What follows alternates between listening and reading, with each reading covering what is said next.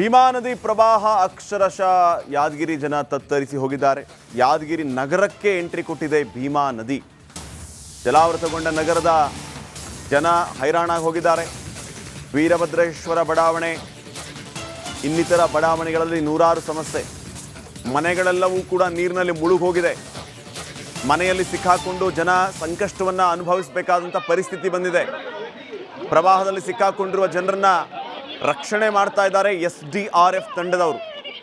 Boat ಮೂಲಕ ಸುರಕ್ಷಿತ ಸ್ಥಳಕ್ಕೆ ಜನರನ್ನ ಸ್ಥಳಾಂತರ ಮಾಡುವ ಕೆಲಸ ಆಗ್ತಾ ಇದೆ. ಮನೆಯಲ್ಲಿರುವ ದವಸ ಧಾನ್ಯ ಎಲ್ಲವೂ ಕೂಡ ನೀರ್ಪಾಲು. ಜನರನ್ನ ಬೇರೆ ಕಡೆ ಸ್ಥಳಾಂತರ ಮಾಡುವಂತ ಕೆಲಸ ಆಗ್ತಾ ಇದೆ. ನೋಡಿ, ಮನೆ ಮುಂದೆನೇ ನೀರು. ಭೀಮಾ ಪ್ರವಾಹದಿಂದಾಗಿ ಈ ಮಟ್ಟಿಗೆ ಜನರು ಸಂಕಷ್ಟವನ್ನ ಎದುರಿಸುವ ಪರಿಸ್ಥಿತಿ ಬಂದಿದೆ. ಪಾಪ ಕಣ್ಣೀರಾಗ್ತಿದ್ದಾರೆ. ಸದ್ಯ ಈ ರೀತಿಯ ಪರಿಸ್ಥಿತಿ ಇದೆ. ಮನೆಯಲ್ಲಿಟ್ಟಿದ್ದ ದವಸ ಧಾನ್ಯ ಎಲ್ಲವೂ ನೀರು ಪಾಲಾಗಿದೆ. ಈ ರೀತಿ ಪರಿಸ್ಥಿತಿ ಯಾರಿಗೂ ಬರೋದು ಬೇಡ. ಚಿಕ್ಕ ಮಕ್ಕಳನ್ನ ಕರ್ಕೊಂಡು ಮನೆ ಬಿಟ್ಟು ಬೇರೆ ಕಡೆ ಹೋಗೋದು ಅಂತಂದ್ರೆ ನೋಡಿ ಎಂಥ ಪರಿಸ್ಥಿತಿ ಬಂದಿದೆ ಅಂತ ಹೇಳಿ.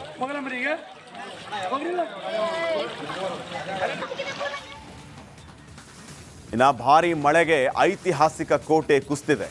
ನಿರಂತರ ಮಳೆಯಿಂದಾಗಿ ಯಾದಗಿರಿಯ ಕೋಟೆ ಕುಸಿದಿರುವಂಥದ್ದು. ಯಾದಗಿರಿ ಬೆಟ್ಟದ ಮೇಲೆ ನಿರ್ಮಿಸಿದ ಕೋಟೆ ನಿರಂತರ ಮಳೆಗೆ ಕುಸಿತಾ ಇದೆ. 12ನೇ ಶತಮಾನದಲ್ಲಿ ಯಾದವರಾಜರು ನಿರ್ಮಾಣ ಮಾಡಿದ್ದ ಕೋಟೆ ಇದು. ನೂರಾರು ವರ್ಷಗಳ ಇತಿಹಾಸ ಇದೆ ಈ ಕೋಟೆಗೆ. ಆದರೆ ಮಳೆಗೆ ಈ ಕೋಟೆಗೆ ಧರಾಶಾಹಿಯಾಗಿದೆ. ಯಾದವ ರಾಜರು ಕಟ್ಟಿಸಿದಂತಹ ಕೋಟೆಯ ಗೋಡೆ ನೋಡಿ, ನಿರಂತರ ಮಳೆಯಿಂದಾಗಿ, ವಿಪರೀತ ಮಳೆಯಿಂದಾಗಿ ಈ ರೀತಿ ಕುಸಿದಿದೆ. ಭೀಮಾ ನದಿ ಪ್ರವಾಹ ಅಕ್ಷರಶಃ ಯಾದಗಿರಿ ಜನ ತತ್ತರಿಸಿ ಹೋಗಿದ್ದಾರೆ. ಯಾದಗಿರಿ ನಗರಕ್ಕೆ ಎಂಟ್ರಿ ಕೊಟ್ಟಿದೆ ಭೀಮಾ ನದಿ. ಜಲಾವೃತಗೊಂಡ ನಗರದ ಜನ ಹೈರಾಣಾಗಿ ಹೋಗಿದ್ದಾರೆ.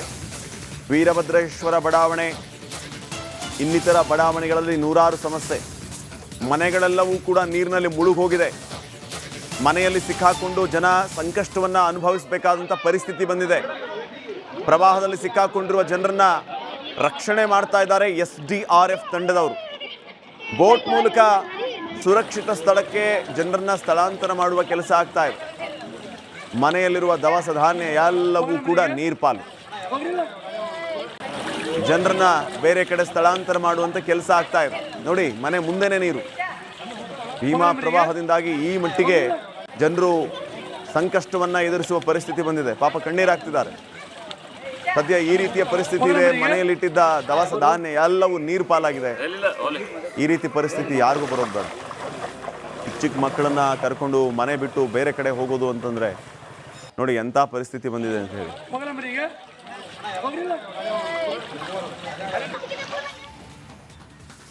ಇನ್ನು ಭಾರಿ ಮಳೆಗೆ ಐತಿಹಾಸಿಕ ಕೋಟೆ ಕುಸಿದಿದೆ. ನಿರಂತರ ಮಳೆಯಿಂದಾಗಿ ಯಾದಗಿರಿಯ ಕೋಟೆ ಕುಸಿದಿರುವಂಥದ್ದು. ಯಾದಗಿರಿ ಬೆಟ್ಟದ ಮೇಲೆ ನಿರ್ಮಿಸಿದ ಕೋಟೆ ನಿರಂತರ ಮಳೆಗೆ ಕುಸಿತಾ ಇದೆ. 12ನೇ ಶತಮಾನದಲ್ಲಿ ಯಾದವರಾಜರು ನಿರ್ಮಾಣ ಮಾಡಿದ್ದ ಕೋಟೆ ಇದು. ನೂರಾರು ವರ್ಷಗಳ ಇತಿಹಾಸ ಇದೆ ಈ ಕೋಟೆಗೆ. ಆದರೆ ಮಳೆಗೆ ಈ ಕೋಟೆಗೆ ಧರಾಶಾಹಿಯಾಗಿದೆ. ಯಾದವ ರಾಜರು ಕಟ್ಟಿಸಿದಂತಹ ಕೋಟೆಯ ಗೋಡೆ ನೋಡಿ, ನಿರಂತರ ಮಳೆಯಿಂದಾಗಿ, ವಿಪರೀತ ಮಳೆಯಿಂದಾಗಿ ಈ ರೀತಿ ಕುಸಿದಿದೆ. ಭೀಮಾ ನದಿ ಪ್ರವಾಹ ಅಕ್ಷರಶಃ ಯಾದಗಿರಿ ಜನ ತತ್ತರಿಸಿ ಹೋಗಿದ್ದಾರೆ. ಯಾದಗಿರಿ ನಗರಕ್ಕೆ ಎಂಟ್ರಿ ಕೊಟ್ಟಿದೆ ಭೀಮಾ ನದಿ. ಜಲಾವೃತಗೊಂಡ ನಗರದ ಜನ ಹೈರಾಣಾಗಿ ಹೋಗಿದ್ದಾರೆ. ವೀರಭದ್ರೇಶ್ವರ ಬಡಾವಣೆ ಇನ್ನಿತರ ಬಡಾವಣೆಗಳಲ್ಲಿ ನೂರಾರು ಸಮಸ್ಯೆ. ಮನೆಗಳೆಲ್ಲವೂ ಕೂಡ ನೀರಿನಲ್ಲಿ ಮುಳುಗಿ ಹೋಗಿದೆ. ಮನೆಯಲ್ಲಿ ಸಿಕ್ಕಾಕೊಂಡು ಜನ ಸಂಕಷ್ಟವನ್ನು ಅನುಭವಿಸಬೇಕಾದಂಥ ಪರಿಸ್ಥಿತಿ ಬಂದಿದೆ. ಪ್ರವಾಹದಲ್ಲಿ ಸಿಕ್ಕಾಕೊಂಡಿರುವ ಜನರನ್ನ ರಕ್ಷಣೆ ಮಾಡ್ತಾ ಇದ್ದಾರೆ SDRF ತಂಡದವರು. ಬೋಟ್ ಮೂಲಕ ಸುರಕ್ಷಿತ ಸ್ಥಳಕ್ಕೆ ಜನರನ್ನ ಸ್ಥಳಾಂತರ ಮಾಡುವ ಕೆಲಸ ಆಗ್ತಾ ಇದೆ. ಮನೆಯಲ್ಲಿರುವ ದವಸ ಧಾನ್ಯ ಎಲ್ಲವೂ ಕೂಡ ನೀರ್ಪಾಲು. ಜನರನ್ನ ಬೇರೆ ಕಡೆ ಸ್ಥಳಾಂತರ ಮಾಡುವಂತ ಕೆಲಸ ಆಗ್ತಾ ಇದೆ. ನೋಡಿ, ಮನೆ ಮುಂದೆನೇ ನೀರು. ಭೀಮಾ ಪ್ರವಾಹದಿಂದಾಗಿ ಈ ಮಟ್ಟಿಗೆ ಜನರು ಸಂಕಷ್ಟವನ್ನ ಎದುರಿಸುವ ಪರಿಸ್ಥಿತಿ ಬಂದಿದೆ. ಪಾಪ ಕಣ್ಣೀರಾಗ್ತಿದ್ದಾರೆ. ಸದ್ಯ ಈ ರೀತಿಯ ಪರಿಸ್ಥಿತಿ ಇದೆ. ಮನೆಯಲ್ಲಿಟ್ಟಿದ್ದ ದವಸ ಧಾನ್ಯ ಎಲ್ಲವೂ ನೀರು ಪಾಲಾಗಿದೆ. ಈ ರೀತಿ ಪರಿಸ್ಥಿತಿ ಯಾರಿಗೂ ಬರೋದು ಬೇಡ. ಚಿಕ್ಕ ಮಕ್ಕಳನ್ನ ಕರ್ಕೊಂಡು ಮನೆ ಬಿಟ್ಟು ಬೇರೆ ಕಡೆ ಹೋಗೋದು ಅಂತಂದ್ರೆ ನೋಡಿ ಎಂಥ ಪರಿಸ್ಥಿತಿ ಬಂದಿದೆ ಅಂತ ಹೇಳಿ.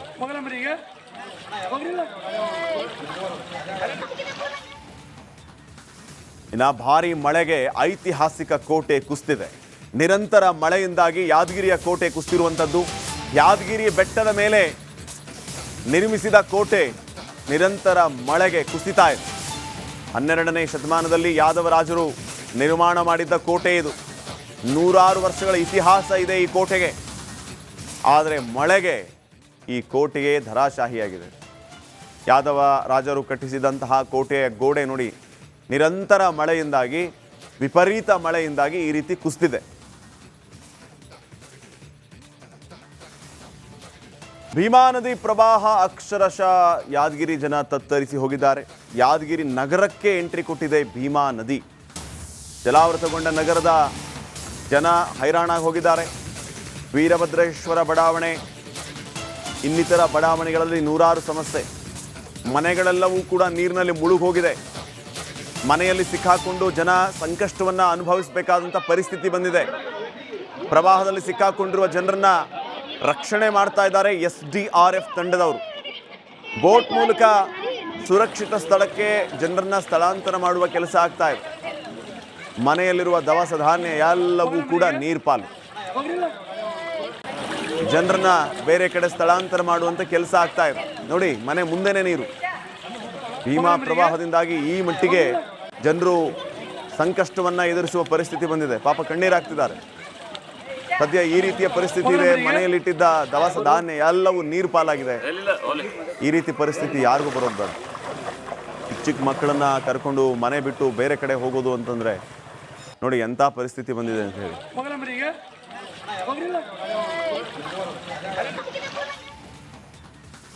ಇನ್ನು ಭಾರಿ ಮಳೆಗೆ ಐತಿಹಾಸಿಕ ಕೋಟೆ ಕುಸಿದಿದೆ. ನಿರಂತರ ಮಳೆಯಿಂದಾಗಿ ಯಾದಗಿರಿಯ ಕೋಟೆ ಕುಸಿದಿರುವಂಥದ್ದು. ಯಾದಗಿರಿ ಬೆಟ್ಟದ ಮೇಲೆ ನಿರ್ಮಿಸಿದ ಕೋಟೆ ನಿರಂತರ ಮಳೆಗೆ ಕುಸಿತಾ ಇದೆ. 12ನೇ ಶತಮಾನದಲ್ಲಿ ಯಾದವರಾಜರು ನಿರ್ಮಾಣ ಮಾಡಿದ್ದ ಕೋಟೆ ಇದು. 100 ವರ್ಷಗಳ ಇತಿಹಾಸ ಇದೆ ಈ ಕೋಟೆಗೆ. ಆದರೆ ಮಳೆಗೆ ಈ ಕೋಟೆಗೆ ಧರಾಶಾಹಿಯಾಗಿದೆ. ಯಾದವ ರಾಜರು ಕಟ್ಟಿಸಿದಂತಹ ಕೋಟೆಯ ಗೋಡೆ ನೋಡಿ, ನಿರಂತರ ಮಳೆಯಿಂದಾಗಿ, ವಿಪರೀತ ಮಳೆಯಿಂದಾಗಿ ಈ ರೀತಿ ಕುಸಿದಿದೆ. ಭೀಮಾ ನದಿ ಪ್ರವಾಹ ಅಕ್ಷರಶಃ ಯಾದಗಿರಿ ಜನ ತತ್ತರಿಸಿ ಹೋಗಿದ್ದಾರೆ. ಯಾದಗಿರಿ ನಗರಕ್ಕೆ ಎಂಟ್ರಿ ಕೊಟ್ಟಿದೆ ಭೀಮಾ ನದಿ. ಜಲಾವೃತಗೊಂಡ ನಗರದ ಜನ ಹೈರಾಣಾಗಿ ಹೋಗಿದ್ದಾರೆ. ವೀರಭದ್ರೇಶ್ವರ ಬಡಾವಣೆ, ಇನ್ನಿತರ ಬಡಾವಣೆಗಳಲ್ಲಿ 100 ಸಮಸ್ಯೆ. ಮನೆಗಳೆಲ್ಲವೂ ಕೂಡ ನೀರಿನಲ್ಲಿ ಮುಳುಗಿ ಹೋಗಿದೆ. ಮನೆಯಲ್ಲಿ ಸಿಕ್ಕಾಕೊಂಡು ಜನ ಸಂಕಷ್ಟವನ್ನು ಅನುಭವಿಸಬೇಕಾದಂಥ ಪರಿಸ್ಥಿತಿ ಬಂದಿದೆ. ಪ್ರವಾಹದಲ್ಲಿ ಸಿಕ್ಕಾಕೊಂಡಿರುವ ಜನರನ್ನ ರಕ್ಷಣೆ ಮಾಡ್ತಾ ಇದ್ದಾರೆ